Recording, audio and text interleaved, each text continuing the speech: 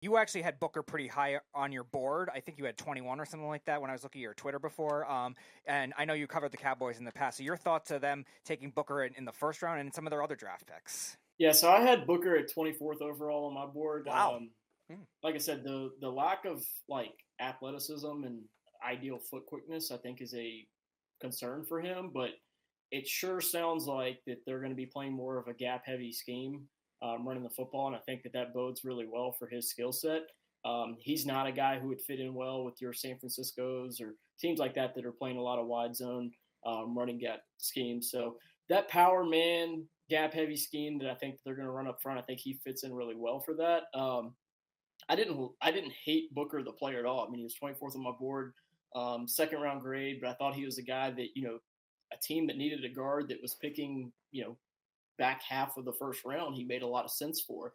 Kind of surprised the Cowboys went that route just because of their massive needs at receiver and corner, and didn't think they were going to go running back early. But with Matthew Golden still on the board, with you had other corner we found out Will Johnson had some medical flags that we heard a little bit about, but we kind of started hearing more about that as the draft went on. But they had an opportunity to draft guys like Jahdae Barron, who doesn't have the arm length that they normally look for, but they normally are a very draft heavy for need team. And they didn't do that this draft, which I actually enjoyed their draft class. I just don't love the whole offseason process because they still have major holes at a few key spots. But they're glad if you separate their draft class from their offseason, I really liked what they did in the draft. I thought they added a lot of good value players. But they still have some major roster holes that they're going to have to fix if they want to be competitive in 2025. Mike, I'll ask you this one. Did you have Loveland going over Warren? So I actually, in my final mock draft, I almost put Loveland ahead of Warren. I couldn't do it though. So it didn't shock me. The funny thing is, so I had Warren to the Bears, and I actually put Loveland to the 49ers just because I thought it was kind of like, something that made a little bit of sense with Kittle getting older. And then at the last second, I almost switched it and put Loveland at the Bears and Warren at the 49ers. They're both great. So I think either way, both of those teams are going to be happy. Well, obviously Warren went to the Colts, not the 49ers, but both of those teams I think are going to be very happy with those first round picks. Two of the top 10 players in the draft, in my opinion. As everybody knows, we have a draft panel, A to Z Sports NFL Draft Analysts. If you guys don't know him, go check him out. Ian Valentino, A to Z Sports College Football Managing Editor, Travis May, creator of NFL Draft Guide, Connor Livesay, Advanced Local, and Give Me Sports NFL Draft Analyst Michael Rochman, independent NFL scouting consultant John Vogel, co-founder of NFL Rough Draft Mike Lucine, and co-founder of All 22 Fantasy Football Ray Cotto. Ian, I know you're over there on the phone. My questions on the New York Jets, obviously drafting an offensive tackle at number 7. I absolutely loved it. It was either him or Tyler Warren. Do you think the Jets made the right decision going with the offensive tackle, or do you think they should have drafted Tyler Warren or even traded down? Yeah, in the moment, I actually wasn't sure. I was kind of on the fence. I like Membou a lot. I think he's going to be really good. It makes sense. Like the Jets' offensive line has been just an issue for so long, and for them to ever have a chance of getting a quarterback, especially a franchise guy, they've got to solidify that unit. So it made sense. But I was like, well, Warren is definitely worth the pick too, and they could use some explosive playmakers. But seeing what they did in round 2 with Mason Taylor, to me, made it okay. This was a pretty well thought out plan. Mason Taylor's really, really good. And I think there was a reason why he was starting to get late first round buzz as the process went through. He's just such a big dude. He got underused a little bit at LSU because they actually had NFL receivers, which is just not the case for 99% of places that he was going to play in college. And if he played somewhere else, he might have been more on display. And so I thought the Jets did a really nice job. Some of this comes down to, would you rather have a top 3? I know for me personally, probably my number 2 tackle in the class, and then, like the number 3 tight end in the class, or would you rather have, the top tight end and then like the 10th tackle in the class? And that's just a huge jump in quality at one of the most important positions. So I thought the Jets did a good job. They took a little bit of a gamble and it worked out. So, Rochman, I'll go to you for this one. I know you were a little skeptical with Jaxson Dart coming out of the draft, the Josh Allen comparison I saw on your Twitter. So what are your thoughts to Jaxson Dart, and what are your thoughts to the Giants draft? Yeah, so for that tweet specifically, I just thought it was very funny that they were using Josh Allen's personality as the main key point for comparing to Jaxson Dart, just because you're obviously trying to involve Josh Allen with Dable, but I don't think the person or the profiles are that similar. I think Jaxson Dart can be a good quarterback in the NFL, but he's going to have his own pathway, and it's not going to be in the same type of way that Josh Allen was. I think Josh Allen, a lot of it was fixing the mechanics, fixing up the technical side of things, and just getting more refined. Jaxson Dart still has some refinement to do, but a lot of it's going to come on the mental side. You know, he needs to become a better processor, recognize those openings in the deep game, and really just become more natural in the middle of the field as a passer. And that's going to be tough to do, but I think with a guy like Dable who has shown that he can do it in the past, I'm eager to see what he can become. There's exciting tools for him. He's a nice thrower of the football just in terms of nice spiral and zip and velocity. And I like his mobility, but I don't know. I'm not as high on him as the Giants were, obviously. So we'll see what happens. Travis, we'll do this one. What going back to Dart, how long do you think it'll take him to actually develop, and do you think it'll still be there, or will he be moved? And then from the other side of it, who do you think was the best pick in the draft for them, and did it fit the need that they were looking for? I'm probably the leader of the Jaxson Dart train, so glad you asked. There's some processing questions just because of the offense that he came from. I think largely when you look at, everyone says, oh, the Lane Kiffin offense, that just doesn't translate.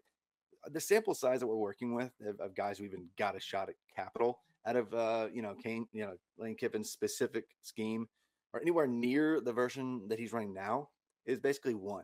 And that player's name is Matt Corral. And he kind of had some, I want to say off-field issues, just psychological problems. And so we never really even got a fair shot to see what he could have been. And he was kind of a third-round pick anyway. But we're talking about a first-round player who had 3 productive seasons, like 40-ish starts. And actually, when I talk to NFL analytics staffers, they all agree, just objectively speaking, Jaxson Dart has the best analytical profile, like predictive metrics, among all the passers in this class. That includes Cam Ward. That's not saying that he's a safer prospect, because Cam Ward comes from a more typical pro-style translatable system and frankly has better arm talent. But Jaxson Dart, like from a projection standpoint, should by every conservative, bold, any kind of projection you want to say, he should hit in the NFL. If he just can run an offense, if he can just like learn any amount of any playbook, he's gonna do it. Because when I talk to staffers at the combine, throughout the process, it's like, hey, look, yes, the scheme questions are real, but he's incredibly efficient and creative. And, like, people want to knock him down for, oh, he only gets through 1 or 2 reads and then he runs around.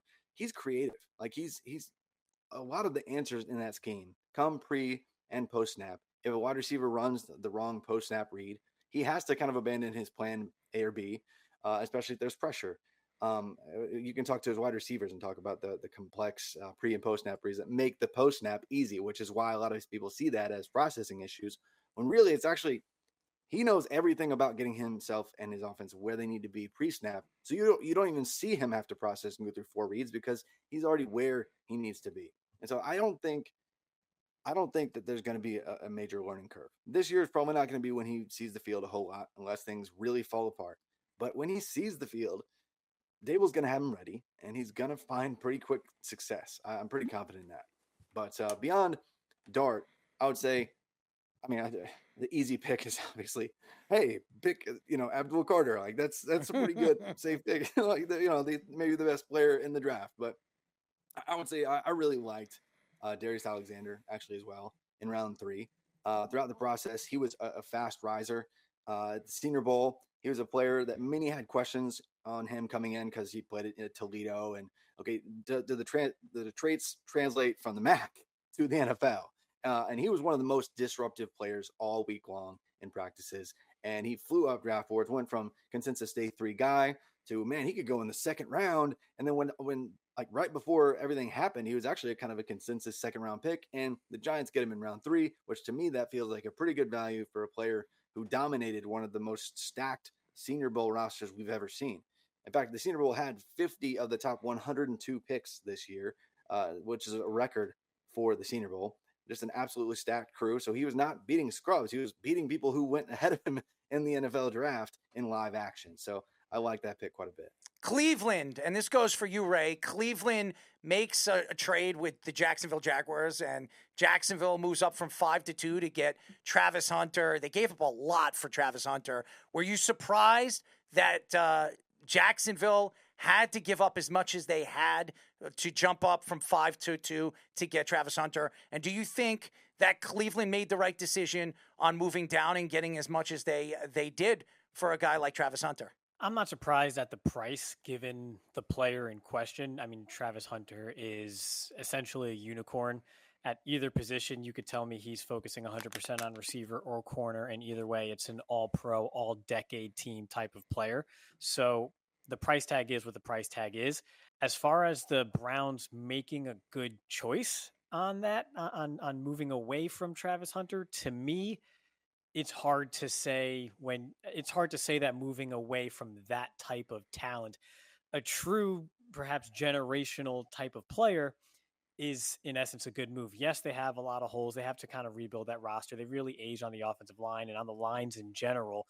So I get the whole, pickup quantity. You still get a phenomenal prospect, in my opinion, in Mason Graham, who's just a fantastic football player. I really like what they did with Carson Schlesinger. Quinton Judkins fits them pretty well as well. And then they go 2 quarterbacks. I like getting Dylan Sampson late. He's got some fumbling issues he has to clean up. He just has to get stronger and just get better play strength. But as a whole, I like what they did with their draft. But in particular, it's going to be hard for me 72 hours later to say that trading away from a prospect as phenomenal as Travis Hunter was the right move. It's just tough to say that, at least before any games are played. Ray, you love him. I don't understand what's the love fest for the Gremlin lookalike, okay? Gremlin 3 is coming out, and he's going to star in that role, okay? The guy is a goofy-looking guy. I thought he was nasty at the Heisman dinner. I don't like him. And personally, he wasn't the best wide receiver in this draft. He wasn't the best corner in this draft. And I just think that he's selfish and he's got a big mouth. So I know you love him, and everybody wants to say he's the Shohei Ohtani of the NFL. Give me a break.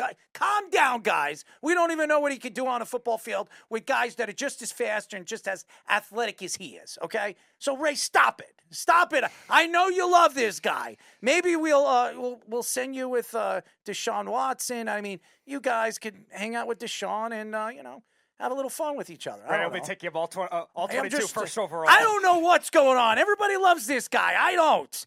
Speaking of love fests, I love what the Philadelphia Eagles did. And Mr. John Vogel, I love the Campbell move. I think it's sensational that he fell to them where he fell. And I think the Philadelphia Eagles, again, slam dunk on their draft. One of the best drafts, and I think the best GM right now in all of football. Your thoughts to the Eagles' first-round pick in Mr. Campbell?